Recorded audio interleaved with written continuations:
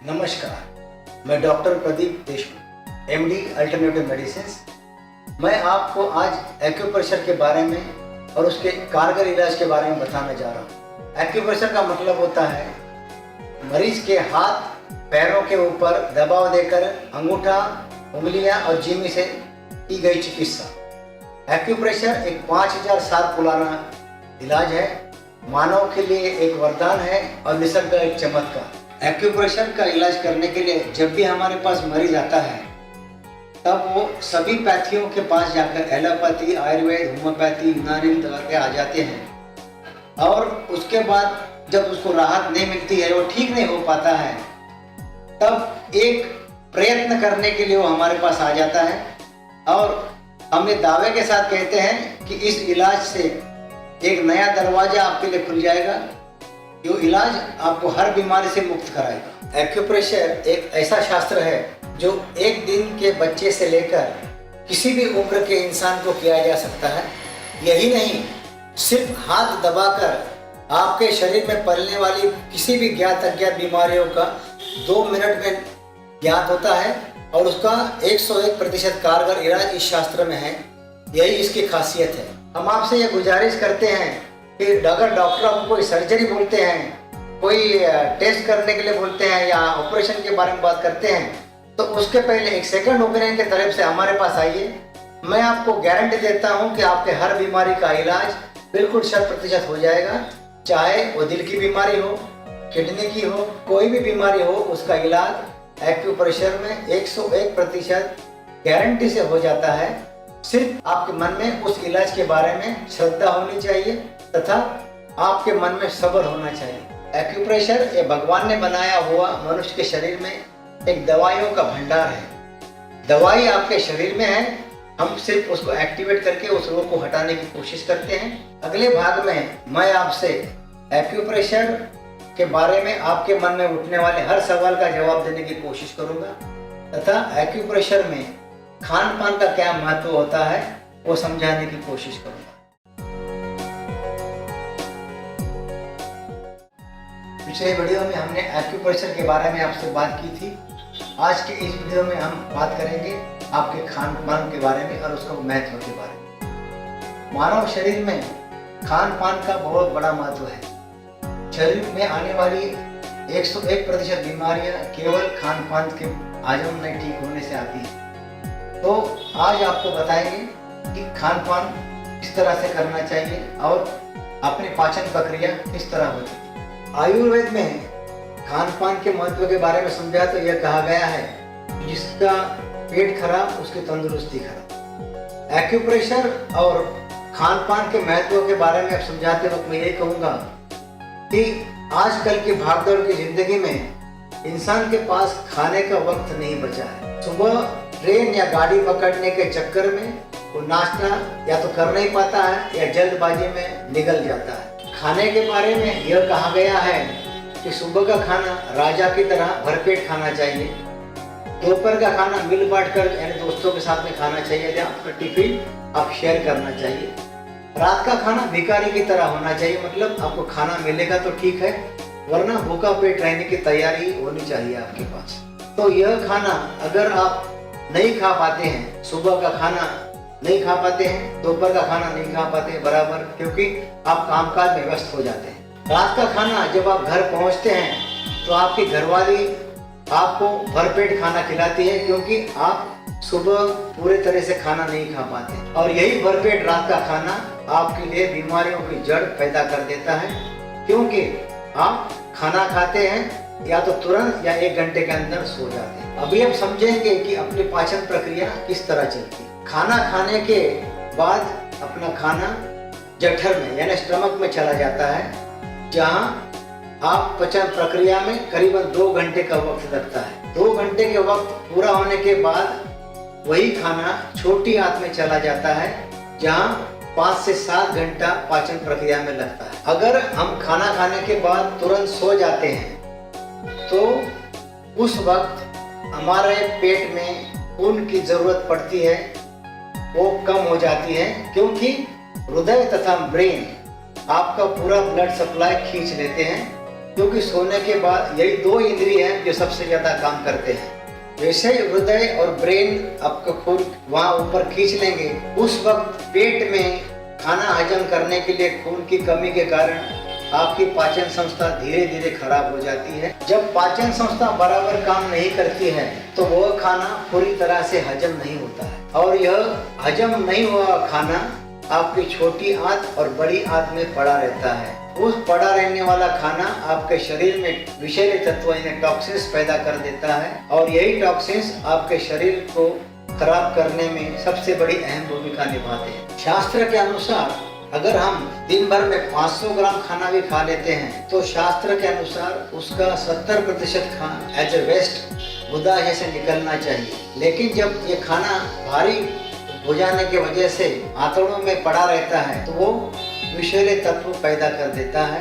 जैसे ये विषैले तत्व शरीर में बढ़ जाते हैं, आपके शरीर में तनाव, खिंचाव तथा मस्कुलर स्पाज्म बढ़ना चालू हो जाता है। यही मस्कुलर स्पाज्म आपके शरीर में तनाव, खिंचाव बढ़ा देता है, आपको उठने बैठने में, झुकने में तकलीफें लाता है। आपके शरीर में टॉक्सिन्स बढ़ने के बाद कई इंसान के शरीर में इतनी उष्णता, गर्मी बढ़ जाती है कि उसका बदन ऐसा लगता है कि उसको बुखार आया है। यह होता है केवल उसका शरीर में जो महत्वपूर्ण अंग है पाचन संस्था में, लीवर को काम पूरा तरीके से नहीं कर पाए। पाचन संस्था में सबसे बड़ा इंद्रिय लीवर होता है। यह लीवर शरीर के पाचन संस्था के हर प्रक्रिया में काम में आता है, और दुनिया भर में आप देखेंगे तो 50 से 90% लोगों का पाचन संस्था खराब है, क्योंकि उसका लीवर बराबर काम नहीं कर रहा। मेरी आपसे गुजारिश है कि आप अपने खान पान का ध्यान रखें, पौष्टिक खाएं, वक्त पर खाएं। हाँ, एक बात जरूर कहूँगा कि हफ्ते में एक बार कम से कम 30 ml कैस्ट्रोल यानी एरंडी का तेल या 8 से 10 ग्राम हर्बल पाउडर जरूर खाएं। यह करने से आपका हाजमा एकदम बिल्कुल दुरुस्त हो जाएगा और आप धीरे धीरे रोग की मुक्तता की तरफ बढ़ते चले जाएंगे। पिछली वीडियो में हमने बात की थी एक्यूप्रेशर और खान पान के बारे में, और उसको कहा था कि अगले वीडियो में मैं आपसे बात करूंगा एक्यूप्रेशर साइंस किस तरह काम करता है, और आपके मन के सवाल को जवाब देने की कोशिश यहाँ करेंगे। सबसे पहला सवाल, एक्यूप्रेशर की खासियत क्या है? एक्यूप्रेशर एक ऐसा साइंस है जो आपके शरीर में बढ़ने वाले रोगों की रोकथाम करता है और उससे क्योर करने की ताकत रखता है। दूसरा सवाल आता है, एक्यूप्रेशर से रोग निदान कैसे किया जाता है? इसमें हम लोग पेशेंट्स की हाथों की उंगलियां और हाथ लेते हैं, उसमें हर एक बिंदु पर दबाव डालने की कोशिश करते हैं। जिस जगह दर्द होगा वो हिसाब से कौन से इंद्रिय काम नहीं कर रहा है वो उसका जानकारी लेकर उसका इलाज कर लेते हैं और वो बिल्कुल यशस्वी हो जाता है। एक्यूप्रेशर करने के बाद दर्द क्यों बढ़ जाता है, ऐसे सवाल हर एक मरीज के मन में आ जाते हैं। तो इसका जवाब ऐसा है, जैसे हम लोग यहाँ काम करना चालू कर देते हैं, आपके शरीर में स्थित जो बिंदु है वो काम करना चालू करते हैं, वहाँ का खून सर्कुलेशन चालू हो जाता है, और सर्कुलेशन चालू होने के बाद वहाँ स्थित जो ब्लॉकेजेस हैं वो दूर होना चालू हो जाते हैं। इससे ऐसा हो जाता है कि रेडियस ऑफ पेन, मतलब दर्द आपका बढ़ नहीं जाता है, जो इतना हिस्से में रहेगा वो इतना हो जाता है, क्योंकि यहाँ की नसें जब खुल गई है, खुलने के बाद दर्द बढ़ने का एहसास होता है, दर्द नहीं बढ़ता है। एक्चुअली दर्द आपका कम होता है और ये बीमारी ठीक होने के लक्षण होते हैं। क्या एक्यूप्रेशर में स्थायी उपाय संभव है? जवाब है हाँ।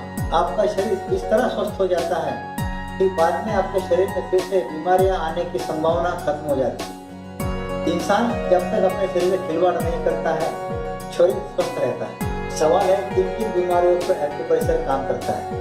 तो जवाब आएगा, मौत छोड़कर सभी बीमारियों का इलाज एक्यूप्रेशर में संभव है। जलना और कटने के बाद भले एक्यूप्रेशर काम नहीं करता है, लेकिन रिकवरी के बारे में एक्यूप्रेशर में सबसे अच्छा इलाज है। एक सवाल हमें हमेशा उठता है, क्या एक्यूप्रेशर में फ्रैक्चर यानी हड्डियों के टूटने का इलाज होता है? इसका जवाब में हाँ में आ जाता है। एक्यूप्रेशर से टूटी हुई हड्डियों का फिर से जुड़ना संभव है। और यही नहीं कि जब डॉक्टर एम्पुटेशन ऑफ लेग्स या हाथ की काटने की बात करते हैं, वो भी इस शास्त्र में संभव है कि आपको उसकी जरूरत नहीं पड़ेगी। एक आखिरी सवाल हमेशा मन में उठता है, इमरजेंसी के वक्त क्या एक्यूप्रेशर काम में आता है? जवाब है बिल्कुल हाँ। अगर किसी को दिल का दबाव पड़ता है तो आपको सिर्फ मरीज का बाएं हाथ का छोटी उंगली के नीचे हृदय रेखा के ऊपर ये पॉइंट स्थित है, इसको ताकत से दबाने से 10 सेकंड के अंदर हार्ट अटैक रुक जाता है। लकवा यानी पैरालिसिस का झटका जब भी आता है तो आपको एक काम करना है, एक हाथ में सुई लेना है आपको, मरीज के हाथ दूसरे, और एक इस तरह से पंक्चर करना है आपको। सभी उंगलियों को आप ऐसे पंक्चर करते जाएंगे, एक एक खून निकालिए, पैरालिसिस का अटैक तुरंत रुक जाता है। हैमरेज होने वाला है तो भी वो माइनर अटैक में कन्वर्ट हो जाएगा। मुझे यकीन है कि आपके मन के सभी सवालों के जवाब इस वीडियो में हमने आपको दिए हैं। दर्द के नाम से कौन परिचित नहीं है। दर्द का रिश्ता मनुष्य जीवन में हर मोड़ पर आता है, चलते वक्त, बैठते वक्त, दौड़ते वक्त और उठते वक्त। आज का हमारा विषय है सर दर्द और माइग्रेन यानी आधा सर दुखना। वैसे तो सर दर्द मौसम का बदलाव, सर्दी का होना, शरीर में गर्मी बढ़ने से या लीवर का काम ज्यादा करने से हो जाता है। माइग्रेन का रिश्ता हमारे पैंक्रियास यानी स्वादुपिंड का ज्यादा काम करने से होता है।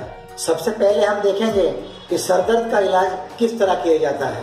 इस हाथ में मैंने कुछ मार्किंग करके रखे हैं। आपके अंगूठे में यहाँ से एक हेयर लाइन बनाए हैं मैंने, उसके बाद आपकी आंखों हैं और उसके कुछ बिंदु यहाँ मार्क किए हैं। उसी तरह से आंखों की मार्किंग मैंने हर उंगलियों में करके रखी है आपकी सुविधा के लिए। अपने अंगूठे के इस भाग में आप दबाना चालू करेंगे तो आपको दाहिनी तरफ अगर दर्द होगा सर में तो यहाँ आराम आ जाएगा, या पूरी तरह दर्द होगा आपके शरीर में तो यहाँ दबाने से आपको आराम आता जाएगा। इसी तरह से अगर आप दूसरी उंगली में दबाना चालू करते हैं इस तरह, तो आप अपने सर का हिस्सा पूरा दबा रहे हैं। ये आपका कान का हिस्सा है, ये दाहिना कान है आपका।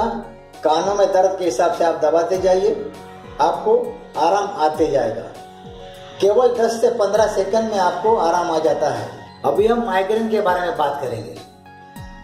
अपने हाथ का हिस्सा तो वही रहेगा, ये मेरा अंगूठा है। अंगूठे को हम 2 पार्ट में डिवाइड करते हैं, इसको आधे आधे में। ये हो गया आपका दाहिना का, ये हो गया बायां। यही तरह से यहाँ दाहिना हिस्सा आता है, ये दाहिना है, ये बायां हिस्सा है सर का, बायां हिस्सा है। ज्यादातर केस में आपको दर्द जिस हिस्से में है वो हिसाब से आप दबाते जाइए। इसका प्रेशर जितना आप सह सकते हैं उतना लीजिएगा। केवल 10 से 15 सेकंड दबाने के बाद आपको इस जगह पर आराम आते जाएगा और आपका सर दर्द कम होते जाएगा। ये सर दर्द के लिए यहाँ भी एक पॉइंट है, ये भी आप दबाते जाएंगे तो भी सर दर्द में आपको आराम आ जाएगा। मुझे यकीन है कि मैंने यहाँ जो ये जानकारी आपको दी है वो आपको सर दर्द तथा माइग्रेन से मुक्ति के काम में आएगी।